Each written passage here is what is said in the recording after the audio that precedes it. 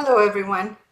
Today, all about finding the sources of money so you can start investing in real estate. As a single professional, I had debt and no savings after my divorce. I always wonder how I can start investing in real estate to secure my future. I studied programs that gave me all the benefits of investing in real estate. Some claim I could start with no money, but I could not find one that gave me the practical, actionable steps I needed. As a wealth advisor, I've met people that own real estate but weren't ahead financially. They were rich, but they weren't wealthy. Then I finally realized that there was one vital component missing that makes someone become wealthy or not. And on the show, I will reveal what I found and give you the step-by-step actions to start investing in real estate and increase your wealth. My name is Araceli. Let's get started. Wow. So the biggest issue for most people is how they're going to get started. And that means finding the money to start investing in real estate, mostly for the down payment. So I'm going to talk to you about 3 sources of money that you would use the most. Number 1, it's obviously your own money. So if you have savings, you may want to use that because then you don't have to pay an interest to anybody. Then you can do it. If you don't have enough money, you can find a partner that is going to be doing it with you so that you can split the cost. The next one, and that is not very common, is sellers. Sellers that they are going to be basically cashing out in their investment may be willing to help you with that. So let's explore the options. So first, for your own money, resource number 1, it could be your life insurance policy. If you had a whole life policy for a while, you may have some cash value inside that you may be able to borrow from. You also can't use it as a collateral when you're applying for a loan. That's unusual, but it's worth to explore with your wealth advisor. Resource number 2, advance on your salary. If you work for a big company, you may have this as a benefit. It could be for current employees that have been working for the company for years, or for retired employees. Check out with your HR department and see if they have that option. Number 3, maybe you can sell some unneeded personal property. Maybe you have a boat that is not working and that is just collecting dust. You may have unused appliances that you no longer need. Maybe you have a trailer as well that is getting old and you don't longer want it. That might be enough to jumpstart that down payment.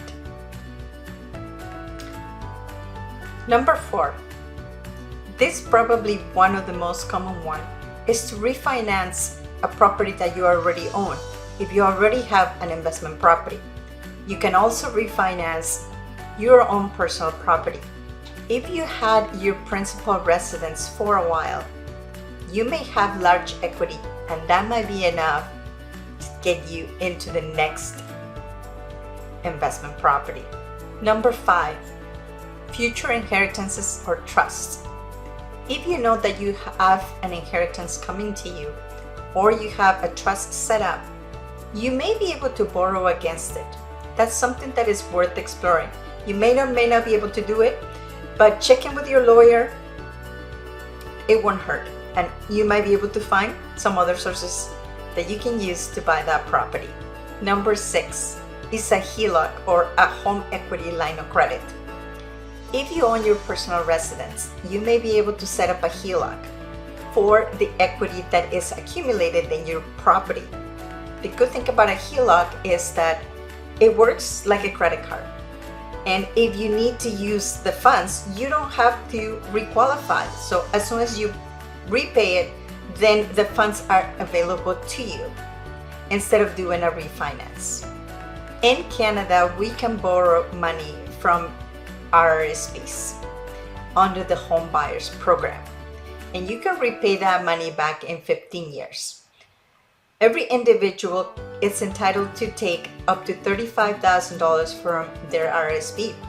And if you do have a partner that has also funds there, you may have available another $35,000 for a total of $70,000. Number 8, the bank of mom and dad. It is not surprising to know that Canadians are having a hard time putting together down payment to start buying real estate. So they are going back to their parents and ask for money.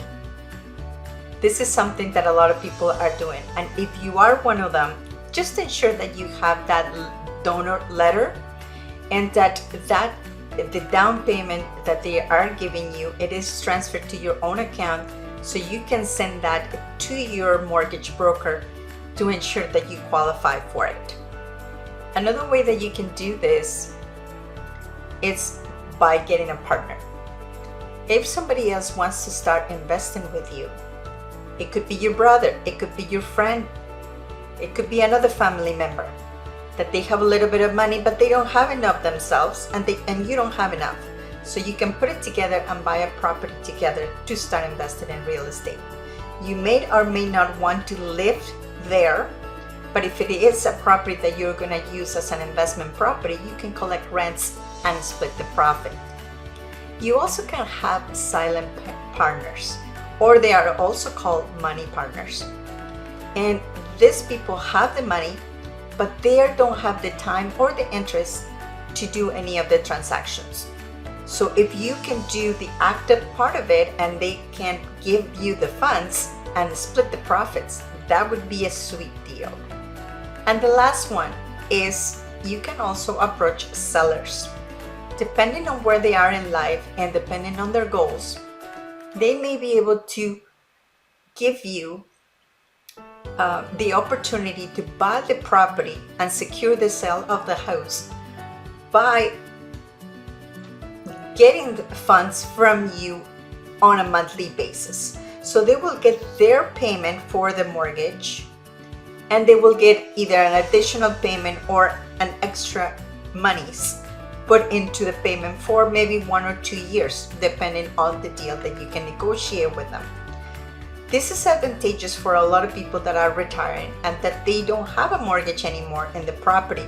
So they really are not putting money out of their pockets to sustain the property. However, they would like to have the cash flow coming in. So that's where you come in. And if that's what they're looking for, you might be the solution. The second thing is also if they're selling the property in stages. So every year you're giving them money and they don't have to pay all of these to the tax man all at once. So they may be open to do this with you. So it's worth exploring. Talk to the seller and see if there's anything that you can negotiate with them. Just to give you a summary, so the 3 sources that you can use to find money for your next property or your first property is, first of all, your own money, and we explore a few places that you can find that money. The second is partners, and the third is sellers. I hope that this gives you some ideas of where you can start.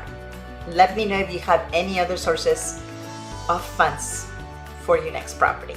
Thank you for being here on the show. Please remember to subscribe and hit the notification bell to get notified when there are more shows available.